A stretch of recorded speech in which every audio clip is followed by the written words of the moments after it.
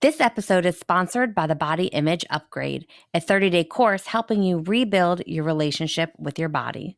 Tools, resources, and daily exercises to upgrade your body image. Learn more at bodyimageupgrade.com and enter the code podcast for 50% off. Welcome to Breaking Body Biases, a podcast about creating health and happiness without worrying about your weight. I'm Christine DeFilippis, certified fitness professional, studio owner, and creator of FitProEd, an online education platform for group fitness instructors.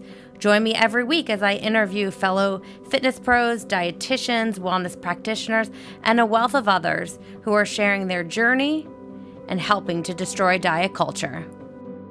Welcome to episode 4 of the Breaking Body Biases podcast. Thank you so much for listening and for sharing and rating the podcast and reviewing it.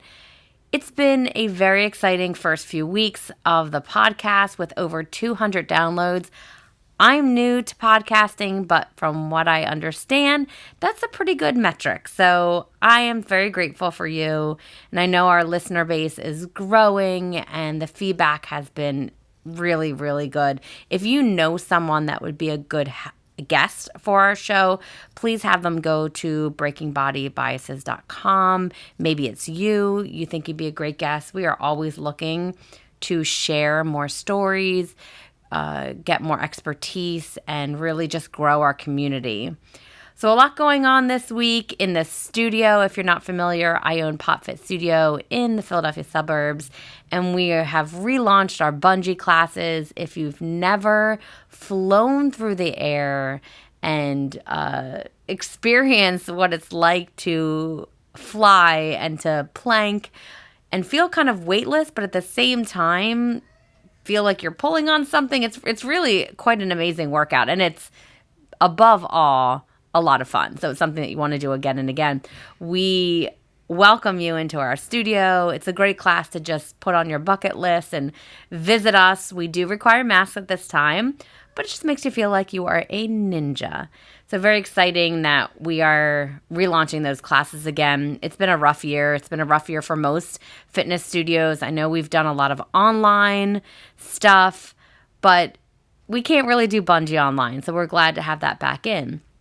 Speaking of online, it's coming up on our Zoom-iversary.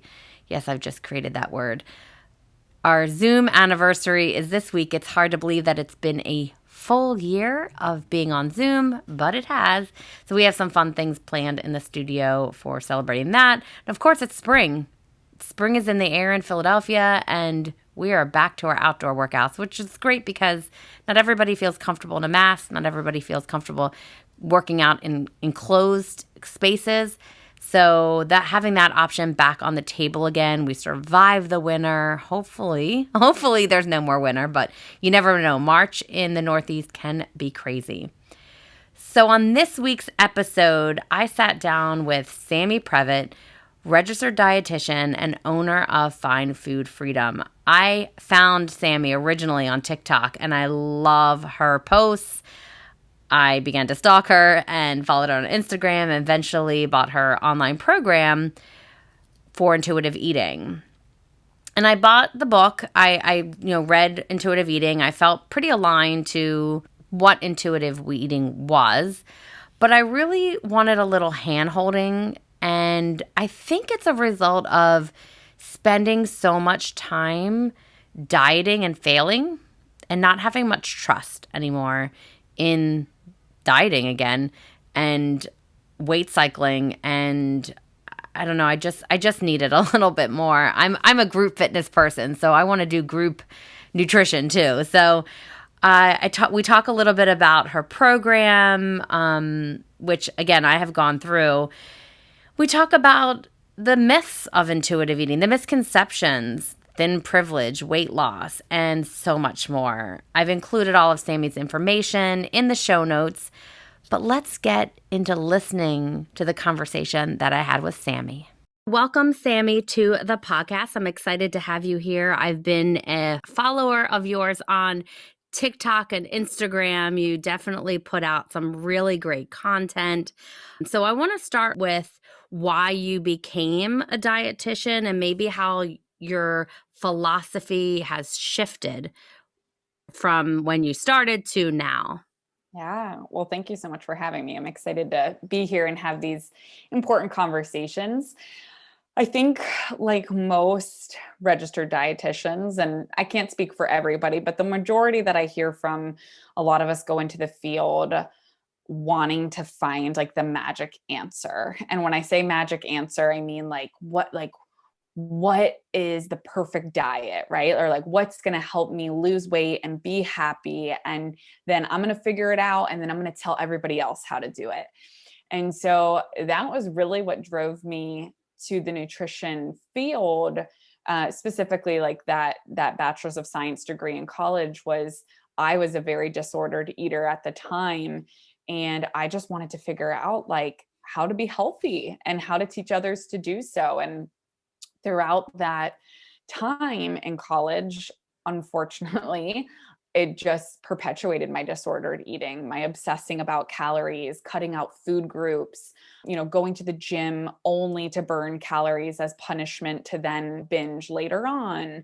So, kind of fast forward into becoming a dietitian, I became a dietitian and I was looking around like, I still don't have the answer. Yet I am, this dietitian that's supposed to be helping other people. And I I started working with clients one-on-one like right away in my first job. And I would put them on meal plans. We would calorie count. We would talk about air quotes healthy foods versus not healthy foods, heavy air quotes there. And they would lose weight in the short term. And then if they could overcome the guilt and shame, months later, I would hear back from these clients saying, I failed. I need a reset. I don't know what I'm doing wrong. And I was like, this is not working. Like this, there has to be more to life. I was so unfulfilled from a professional standpoint. I could tell that these people were really struggling and they weren't failing anything. These just were unrealistic expectations for them. And then I was introduced to intuitive eating, and my entire world flipped on its head. So I had been fortunate enough to kind of naturally become an intuitive eater in my post-college years, where I honestly just got to a point where I said, F it. Like, I'm not going to diet anymore. I'm not going to count anymore. I just don't give a shit. And then from there, I kind of got through that and started just listening to what my body wanted. And so I was already doing a lot of intuitive eating without knowing it was a thing. And then I was introduced to or one of the dietitians in my cohort from my program. She was an eating disorder dietitian and intuitive eating rooted practice. And I was like, what is this? Like, tell me more. And then read the book, listened to the podcast. Christy Harrison's Food Psych podcast was one of the ones that really inspired me. And then once you learn that information, you just can't unlearn it. And so now I've completely transformed our practice. We do not teach intentional weight loss. We do not calorie count. Our entire practice at Find Food Freedom is rooted in intuitive eating, health at every size, helping people make peace with food, make peace with their body, and just learn how to trust their body again to feel physically, mentally, and emotionally pleasant. Okay, let's talk a little bit about intuitive eating.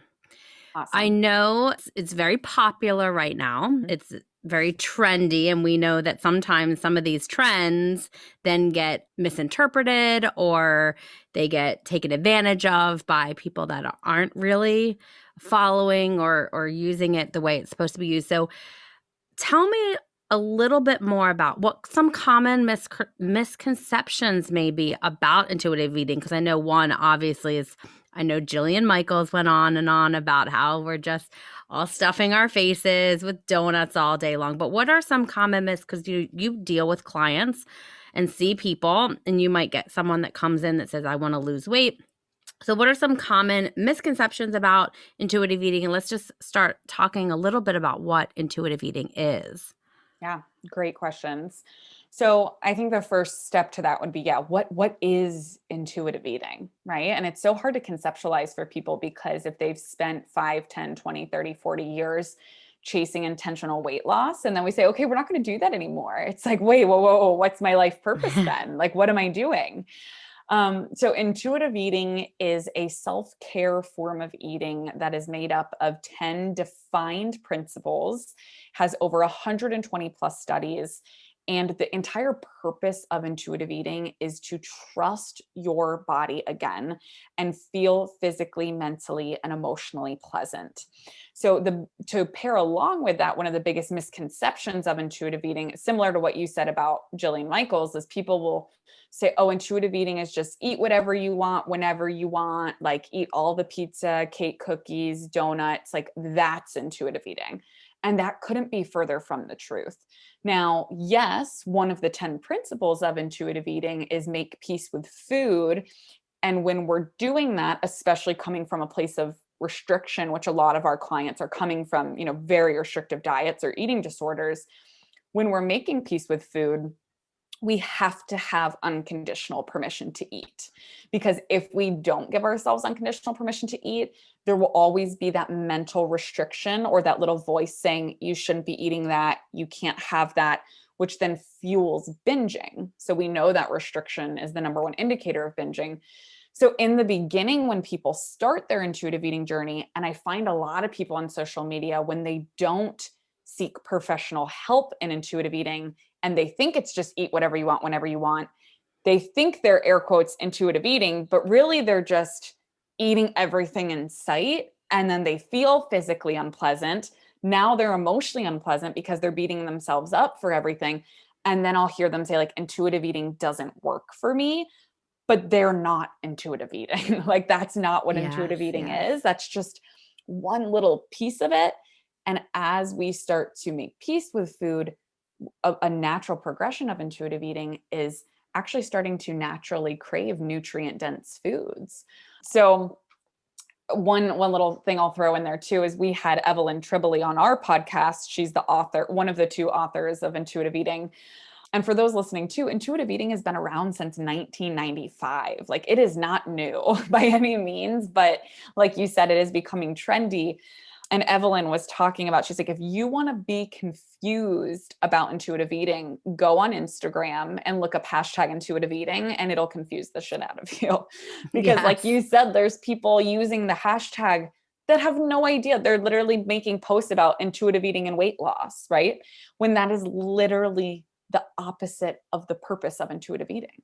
Like, that we're not chasing intentional weight loss, we're chasing trust with our body again.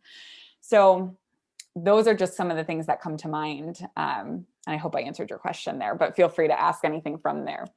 Yeah, it's funny because the whole Instagram influencer thing, we could do a whole nother episode on going on Instagram for information and not going to credible sources and just listening to influencers. Because you're right, there's a lot of people misusing both in people that aren't dietitians that are giving misinformation, people that aren't fitness professionals giving misinformation. And it's really important to get the right information. And like you said, like the book, you even have a course that helps dive deeper into the book and really helps people go from that failure point. Because I don't know how you can be a dieter and fail so many times. I can't think of any other part of your life where you fail so many times and keep doing it again and again. How you get that trust back, how you can go from failure to trusting your body to and trusting your intuition to be able to eat properly. And I think that's why it's really important to go to proper sources, read the book. If you want a deeper dive, go to courses like yours so that way you can get assistance and kind of like your hand held along the way, because it's a hard shift. It's a really Yeah. hard shift. So let's talk a little bit about some of the air quote things that you had mentioned. You had mentioned something about healthy food, and there's people talking about clean eating. There's programs out there that are kind of leading or misleading, I should say, people in thinking that it's a lifestyle, it's a healthy lifestyle, but it's still a diet. So I know you talk a lot about that on your social media about different diets, air quotes. So why don't we talk a little bit about some of those diets that are out there? Yeah, absolutely. So I think it's important to define like what is a diet, right? So when we look at the word diet in general, the word diet doesn't really have a bad connotation. It's just what we eat and drink. But when we're talking about like a fad diet here specifically, all diets are the same thing. There's some form of restriction. So for example, like the keto diet is restricting primarily carbs. Intermittent fasting is restricting time. All these different diets are restricting all sorts of things. And so from the research, we know that restriction is the number one indicator of binging. So when we look at the diet industry, the $72 billion industry, where, like you were talking about earlier, people are failing constantly and blaming themselves. Diet culture is one of the only industries I know that the product and service is failing, but the consumer is blamed. So once we get to this awareness of, I'm not failing. These are all unrealistic expectations or unrealistic plans or programs. We have this like awakening where it's like, oh my God, dieting doesn't work. It's actually harmful. But then I think people get so scared because, like, well, what do I do now? Because their whole life has been dedicated to dieting. And like you said, I love how you call that out as like healthy lifestyle, air quotes, changes. You can call it whatever you want. It's all just shit with glitter thrown on it. Like it's Yeah. all the same thing. And Yeah. so it's all about being able to recognize, like, if it's a list of rules telling you not to eat something, right? If it's someone telling you have to eat at a certain time, if it's, excluding a food group, excluding an ingredient, those are all external factors. The goal of intuitive eating is, how do we turn inward and trust your body again and your body's cues? And I like to use the analogy of a baby. Like, babies cry when they're hungry and they stop eating when they're full. We were all born intuitive eaters, but then these external influences of family and diet culture and all these things kind of disturb those cues. So it's just coming back home to those cues. But in the same sense, I think another kind of wrapping it all together with a question you asked earlier, another misconception is that uh, nutrient dense food can't be a part of intuitive eating. That's not true at all. And I know a lot of people use the word, like, I'm going to use air quotes, healthy food. I don't really like to use that term. I will more so use the term nutrient dense food. But it's really important to take note of is that there is nothing wrong with human beings that genuinely want to improve their health. And I think that people think that intuitive eating is like anti-health, but it's truly the opposite. It's pro-health, but it's looking at all of the factors that actually impact your health. So that's more than just food and movement. So I just like to call attention to that, because I think there's so much misinformation. We know that people go on diets either A, because they think it's healthy, or B, because they want to lose weight, when we know through research that dieting actually has a negative impact on our health in many different ways. And it's the number one indicator of weight gain, and 2/3 of dieters will gain more weight back. So if we're going on diets to, air quotes, be healthy or lose weight, it's going to have the opposite effect. So that's where intuitive eating comes into play. So, what happens when someone comes into your practice and really wants to take that approach where they don't want to fail anymore? They don't want to be in this weight cycling, but they still want to lose weight. Because I'm sure that you get clients that say, I want to lose weight and I want to do intuitive eating. And you had mentioned something earlier that they don't go together. So, Mhm. explain a little bit about that. Like, if someone is going to attempt to do intuitive eating and go down that path, is weight loss completely off the table? Is it something that is possible? Because I know that some people, as a gym owner, people come in, the first thing they say is, I want to lose weight. So Mhm. I'm sure you get that same question. I come to you, I want to lose weight. Yeah, absolutely. Great question. So, yes, I would say 99.9% of the people that we work with still desire weight loss. I think it would be I would be scared if we gave them our message and they were like, oh, I don't have to worry about weight loss anymore. Okay, perfect. Let's go. Right. Because their whole life has been dedicated to that. And we live in such a fat phobic, weight centered society that everyone has this pressure, especially as women, be smaller, take up less space, be more disciplined, all of those kind of messages we see all the time. So I think about just myself as a practitioner. When I used to be rooted in like weight management, weight centered care, when someone would come in and say, I want to lose weight, I would say, okay, how can I help you? But now when someone says, I want to lose weight, I don't judge them. I don't shame them. I don't guilt them. I just create curiosity in that conversation and say, tell me why. Why do we want to lose weight? What's going to happen when we lose weight? And like majority of the time, they either want to lose weight for air quotes health purposes. So then we have to talk about weight science. We have to talk about the research related to that. The conversation of weight is not off the table. I always like to describe it as if we're cooking, it's just on the back burner. It's not like the center of our work, but it absolutely is a part of the conversation.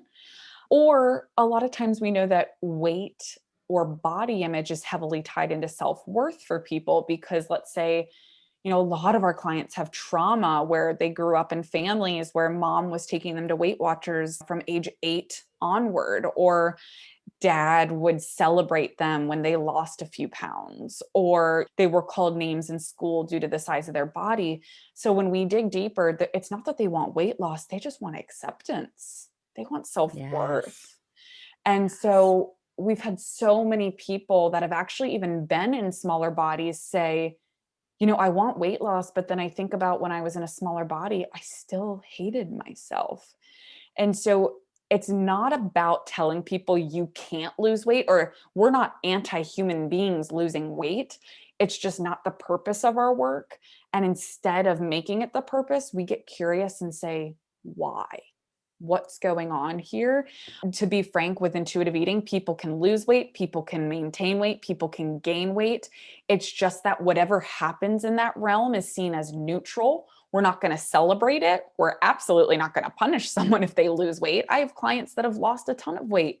It's just a data point, though. And I will never promote that because then intuitive eating becomes this promotional weight loss thing.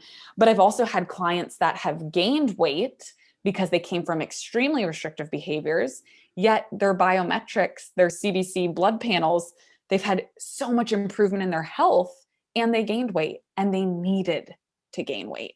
So weight gain is not a bad thing. But again, I think it comes back to that conditioning and the media and just diet culture. So what do you say to people that come to you and say it's easy for you because Mm-hmm. you're in a smaller body. Mm-hmm. You're considered thin. What do you say to people that because it is harder, it's just different. We all have different lived experiences. So as someone that is in a smaller body, how do you approach or talk with clients that are in larger bodies or in marginalized bodies? Yeah, that's a wonderful question. And I'm so happy that you brought that up because that's such an important part of this work. First of all, I think it's acknowledging your privileges when you're working with clients. I think it's so important to say, I am a thin white woman. I have privileges that have made my life so easy in ways that I did not ask for this. But the truth of the matter is, I have way more resources and way less oppression, right? And way less discrimination because of the way that I look. And I think that's very important to bring that into the space, but also to say, but I'm here to sit with you and listen to you and go through this with you. I always use the analogy of a male OBGYN, right?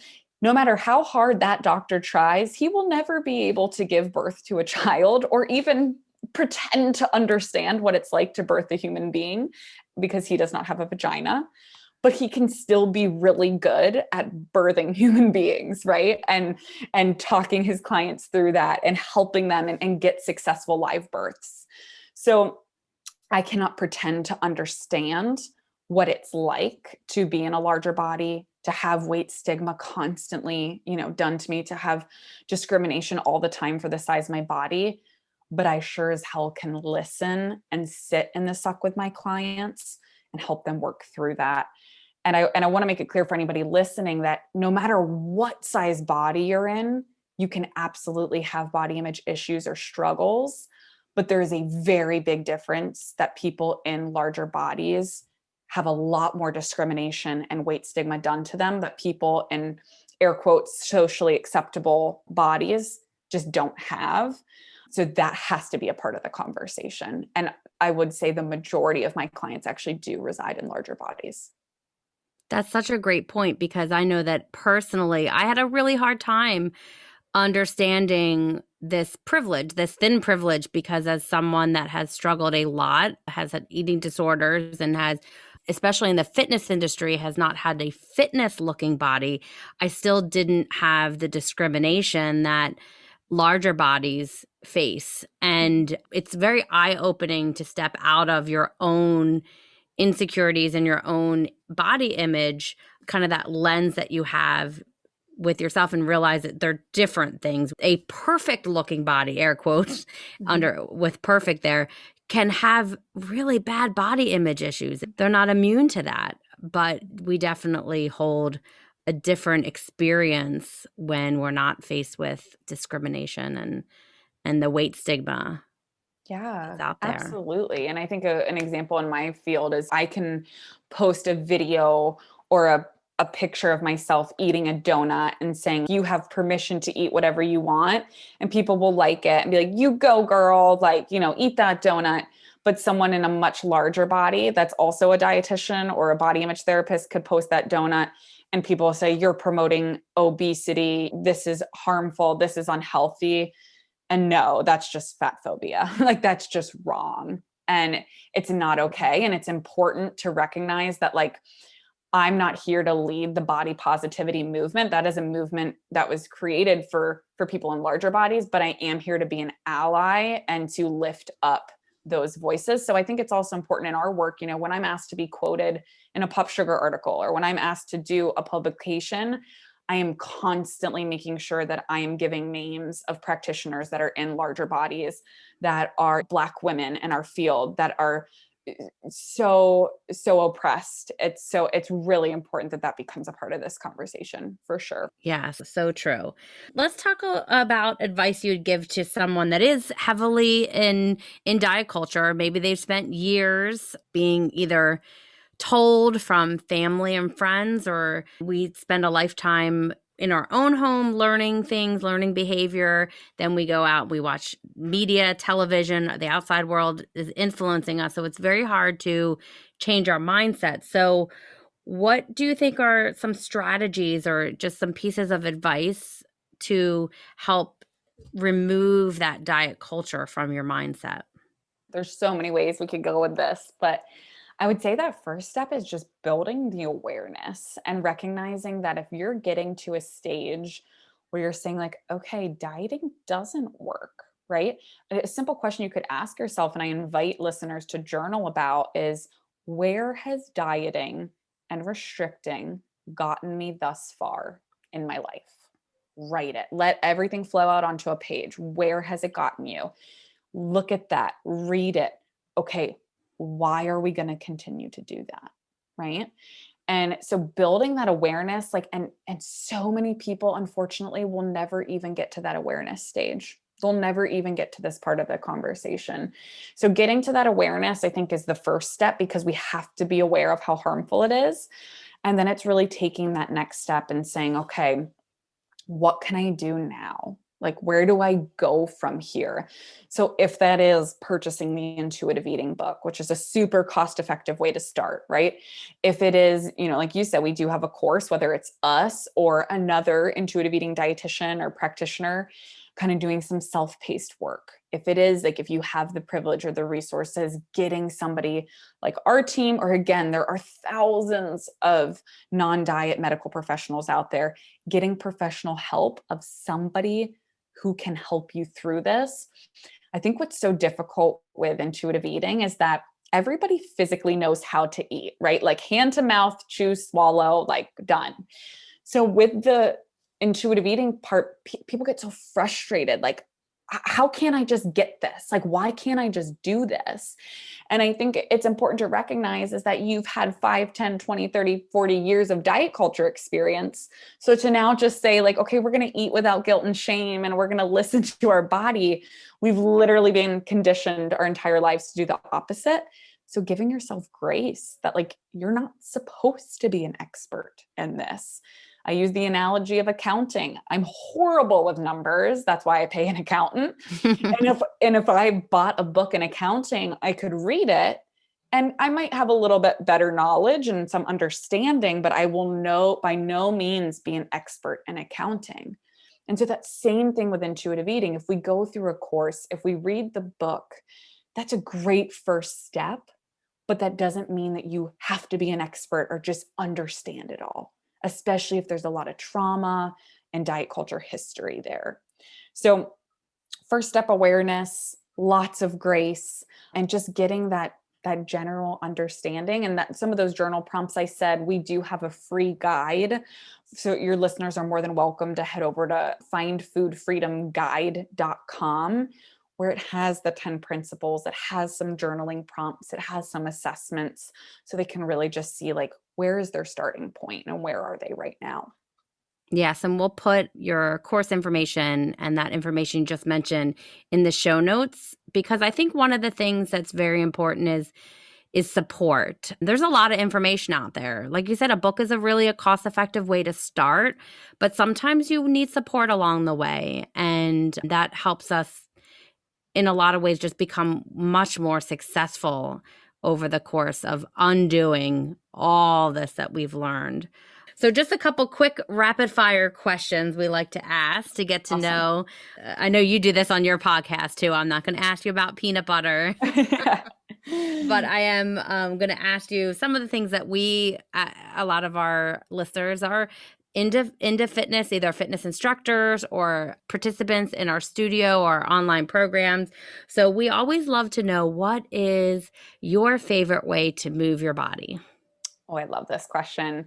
Right now, 100% yoga. I've become like yoga obsessed. And it's funny because I always used to hate yoga because I'm not flexible and I don't know how to quiet my mind.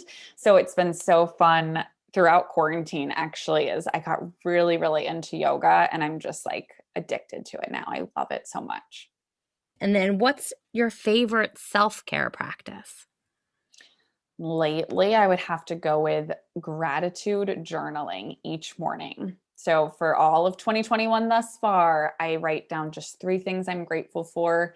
Could be as simple as like the sun hitting my face or a cup of coffee or something, but just finding gratitude in the smallest things. And 2020 has been a year of, you mentioned quarantine. We have been spending a lot of time at home. So has there been any show through 2020 or maybe now in 2021 that you feel is very binge worthy? I'm going to go with 2 because I can't decide which one's better. Schitt's Creek, totally obsessed. And then Shrill on Hulu with Adie Bryant. And it's a very health at every size aligned show. And she's hilarious. She's from SNL. I don't know if you follow her, but Shrill on Hulu. Amazing. Okay, now I have to get Hulu. I think that's the last of the ones we don't subscribe to. We subscribe to every other one. So now you've just given me a reason to get that. And then finally, your favorite music. It could be an artist, a song that's speaking to you right now, or a genre, but your favorite music. I am a huge Dave Matthews fan. I've been to over 17 Dave Matthews Band concerts, so I'm missing live music so much with quarantine, but Dave Matthews for sure.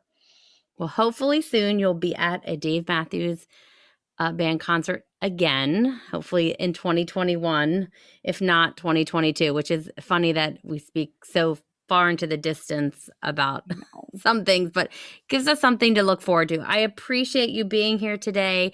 Again, for listeners, the information for getting in contact with Sammy and also just following her on social media. She gives so many great strategies and tips. And like you had mentioned earlier about giving yourself grace, she definitely gives a lot of opportunities to give yourself some self-love and grace through her social media channel. So I appreciate you being here. Thank you And so much for having me. absolutely. And we hope to have you again soon on the podcast. So that was Sammy Previte with find-foodfreedom.com. And I'm going to put all of Sammy's information in the show notes along with her social media handles, which you should absolutely follow, especially if intuitive eating is something that you're doing right now and you want that support and that information. If you're thinking about intuitive eating, definitely pick up the book. And if you're looking for more support along the way, some hand holding, some just guidance to help you through this shift, then I really recommend Sammy's course. And then she also offers one-on-one coaching and group coaching. So lots of options for you to feel supported. I can't thank Sammy enough for joining us, spending some time sharing her expertise and shedding some light on this topic, as well as helping us to destroy diet culture. Thank you so much for listening. We can't wait to share more episodes.